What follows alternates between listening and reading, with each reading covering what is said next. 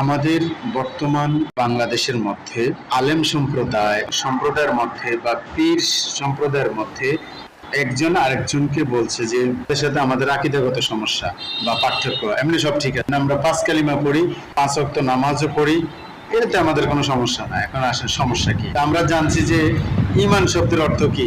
বিশ্বাস। আবার আকীদা শব্দের অর্থ বিশ্বাস। এখন এই দুই বিশ্বাসের মধ্যে একটা পার্থক্য আছে। একটা ঈমান শব্দের অর্থ বিশ্বাস করা, আল্লাহ এবং তার রাসূলকে বিশ্বাস করা, অর্থাৎ বিশ্বাস করে ঈমান আনা, এগুলো এক বিশ্বাস। এখন আকীদা শব্দের অর্থ বিশ্বাস। হ্যাঁ, আকীদা শব্দের মূলত অর্থ হচ্ছে বিশ্বাস স্থাপন করা। একটা যে আমি বিশ্বাস করছি, এবার নিজের মাঝে বিশ্বাস স্থাপন করা, এটা একবার একটা ফাউন্ডেশনের মতো। যে যত বড় ফাউন্ডেশন করবে তত তালা বিল্ডিং সে করতে পারবে। এই বিশ্বাস স্থাপন করাটাই মূলত আকীদা। আকীদা শব্দের কি একটাই অর্থ? আকীদা শব্দের কি পীর সাহেবরা যে ভাষায় অর্থ ব্যবহার করে এটাই অর্থ, না তাসাউফের মাধ্যমে এটা কোনো অর্থ আছে? আবার আমাদের দেশে মারেফাত বলেও এই কথা বলা হয় যে মারেফাতের লোক, শরীয়তের লোক, কেউ বলে তরিকাতের লোক, কেউ বলে হাকিকাতের লোক, কেউ বলে।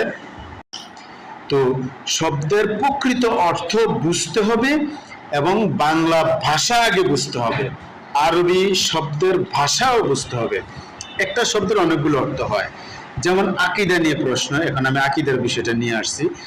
আকীদা শব্দটার অনেক রকমের অর্থ আছে। 1 নাম্বার আমি বলবো যে গঠনগত অর্থ, শব্দগত অর্থ, বস্তুগত অর্থ, জাতিগত অর্থ, পারিপার্শ্বিক অর্থ, রূপক অর্থ, সমষ্টিগত অর্থ, প্রকৃত অর্থ। তারপর হচ্ছে অর্থের উপরে ডিপেন্ড করে হয় সংজ্ঞা, এবং সংজ্ঞার উপরে ডিপেন্ড করা হয় মূলত কার্যক্রম পরিচালনা। যে শব্দটাকে যেভাবে ব্যবহার করছে, যেমন আমরা জানি আগুন। আগুন কি এক শব্দ? আরবিতে নার অর্থ আগুন, অগ্নি। আবার বাংলা ভাষায় আগুনের অনেকগুলো শব্দ থাকে, যেমন অগ্নি, অনল। তো এখন এই একটা শব্দে যেহেতু অনেকগুলো অর্থ হয়, তাহলে আকীদা শব্দেরও অনেক অর্থ রয়েছে। হ্যাঁ, অনেকে বলবে পীর সাহেব যারা, তাদের ভাষায় অর্থ কি?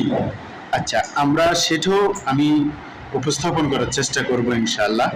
তাসাউফের ভাষাই অনেকে মূলত বলে যে এটার অর্থ একটু গভীর, এটা বলা যাবে না, এটা এইরকম ওইরকম।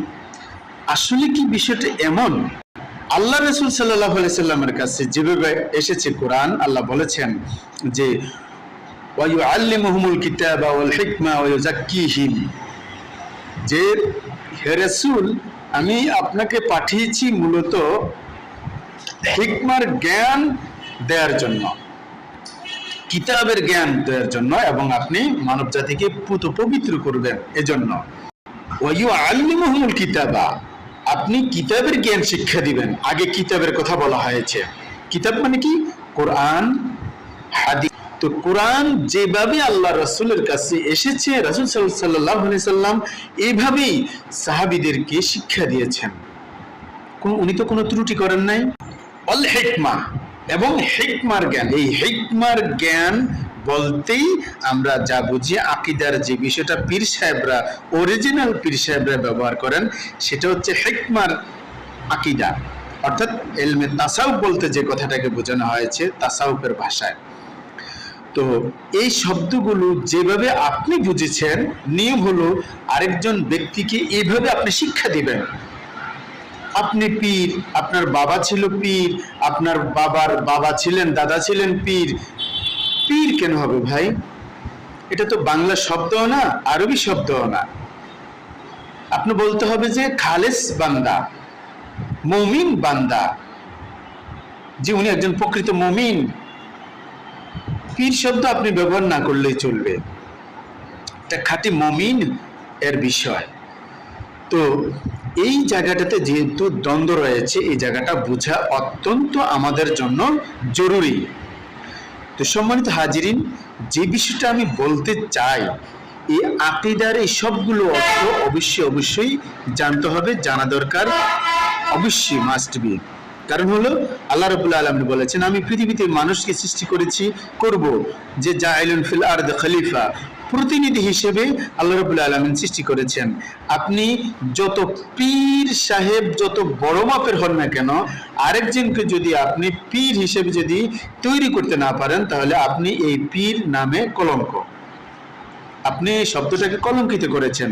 কারণ রাসূল পাক সাল্লাল্লাহু আলাইহি সাল্লাম যেভাবে শিক্ষা দিয়েছেন, আল্লাহ পাক যেভাবে জিবরাইল আমিন আলাইহিস সালাতু সাল্লামের মাধ্যমে শিক্ষা দিয়েছেন, আল্লাহ রাসূল সাল্লাল্লাহু আলাইহি সাল্লাম সাহাবীগণকে এভাবে শিক্ষা দিয়েছেন, যুগে যুগে প্রকৃত হাক্কানি আলেমগণ, হ্যাঁ, ওনারা এইভাবেই শিক্ষা দিয়েছেন, যার কারণে মুসলমানরা দীর্ঘদিন কোরআনের রাজত্ব কায়েম করে এই পৃথিবীকে পরিচালনা করেছেন কোরআনের মাধ্যমে। আমি সেই বিষয়টাকে আমি উপস্থাপন করতে চাচ্ছি। যেই বড় সমস্যাটা আমাদের মাঝে দেখা দিয়েছে, আমি সেই বিষয়টা বলছি, সেটা হচ্ছে যে এই শরীয়ত। এখন আসেন, আসলে মারিফাত মূলত কি, এই জায়গাটা নিয়ে অনেক বড় দ্বন্দ্ব সমস্যা আমাদের মাঝে। হ্যাঁ, কেউ বলে আমি শরীয়তের লোক, কেউ বলে আমি তরিকতের লোক, কেউ বলে আমি হাকিকাতের লোক, কেউ বলতেছে আমি মারিফাতের লোক। আসলে ভাই, এই জায়গাটা আমাদের কনসেপ্টটা ক্লিয়ার করা দরকার। এই কনসেপ্টটা যখন ক্লিয়ার হবে, তখন আপনার মাঝে মনুষ্যত্ববোধ ফিরে আসবে। এখন এই কনসেপ্টটা কি? কনসেপ্ট হচ্ছে পবিত্র আল কোরআনকে বোঝার জন্য এই শরীয়ত, তরিকত, হাকিকত, মারিফাত নামক এই চারটা শব্দ হচ্ছে বুঝার জন্য উপাদান।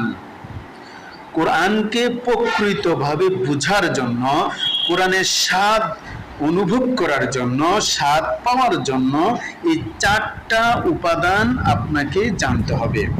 এখন আসেন শরীয়ত।